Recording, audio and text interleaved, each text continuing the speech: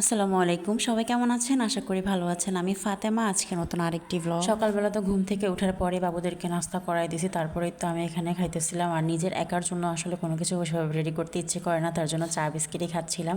আর জানাতায়াতের জন্য এখানে খিচুড়ি রান্না করব আজকে। আমি সপ্তাহে 2বার খিচুড়ি দেওয়া ট্রাই করি, আর বাদবাকি সময় আমরা নর্মাল যেসব খাবার খাই সেগুলি আর কি খাওয়াই।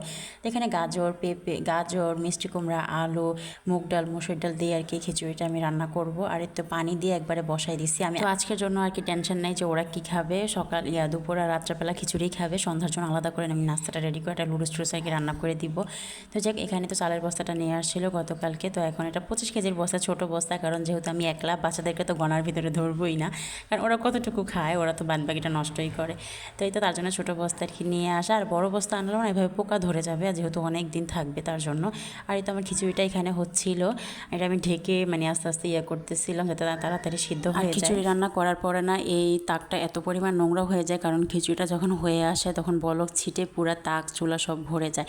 তো তার জন্য আমি এটা ক্লিন করে নিতেছিলাম। আর এই তাকটা যদি মানে অপরিষ্কার থাকে তাহলে কাজ করতে একটু প্রবলেমই হয়, আর অনেক দেরি হয়ে যায়। আর চুলাটা গরম থাকা অবস্থায় ক্লিন করলে মনে হয় যে তাড়াতাড়ি ক্লিন হয়ে যায়। ঠান্ডা হয়ে গেলে কিন্তু ময়লাগুলো পুরো বসে যায়, তখন আর উঠতে চায় না। তো আমি তো বার্নারগুলিও ক্লিন করে নিব। সামলিয়ে কাজ করতে তো একটু প্যারা লাগে, তারপরও আলহামদুলিল্লাহ সব কিছু হয়ে যায়। ওর যে কাজিনরা আছে আর কি, ওদেরকে ডাকলে তখন মানে খেলে একসাথে, তখন একটু কম জ্বালায়, তখন তার মধ্যে আমি সব কাজ আর কি করে ফেলি। মানে কাজ বলতে কি, এখানে তো আমি, জান্নাত, আয়াত, আমার 2 বাচ্চা শুধু, আর আমি তো একটা তরকারি রান্না করলেই দেখা গেছে হয়ে যায়। আর ভাত আমি একদিন রান্না করে 2-3 দিনও আমার মানে শেষ হয় না, এমন একটা অবস্থা করি। গরম করে করে খেতে খেতে ভাতের টেস্টই নষ্ট হয়ে যায়। যাই হোক, রান্নাবান্না সব শেষ, কিচেনে কাজ শেষ। এখন আমি রুমটাকে একটু গুছাবো। আর গুছিয়ে তো কোনো লাভ নেই, ঝাড়ু দিয়ে কোনো লাভ নেই, কারণ যেহেতু বাচ্চারা আসে এখানে খেলাধুলা করে, অনেক ময়লা হয়ে যায়। দিনে যে কতবার ঝাড়ু দিতে হয় সেটার তো কোনো হিসাব নাই। তো জান্নাত এখানে খেলতেছে, আয়াত পাখিও খাটে আর কি বসেছিল।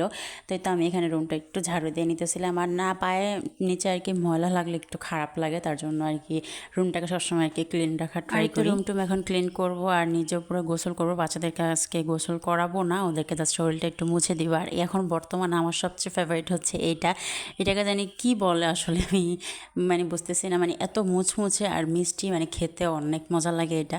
তো আমি এটা খাচ্ছিলাম, ভাত খেতে একদম ইচ্ছে করতেছিল না, তার জন্য আর কি এটা খাচ্ছিলাম। আর বিকালবেলা জান্নাতের জন্য, তো জান্নাত আর আয়াদের জন্য 2টা ডিম সিদ্ধ করতেছিলাম।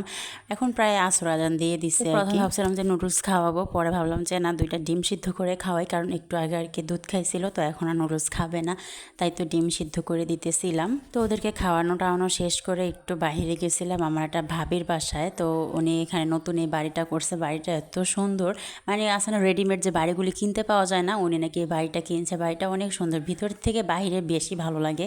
তো মানে বাড়ির কালারটা বেশি ভালো লাগে আমার কাছে, তার জন্য আমি একটু ভিডিও করে নিয়েছি। আর ওদেরকে বলছিলাম তোমাদের একটা ছবি তুলে, তার জন্য দুজন গালে হাত দিয়ে বসে আসছিল মাশাল্লাহ।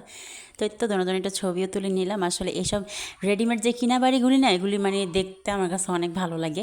তো যাই, বিকালবেলা আমরা বাসায় চলে আসছিলাম। এখানে আমরা বানানি খেতেছিলাম আজকে, কলা আর লেবু দিয়ে। তো আজকের মতো এতটুকুই, সবাই ভালো থাকবেন, আল্লাহ হাফেজ।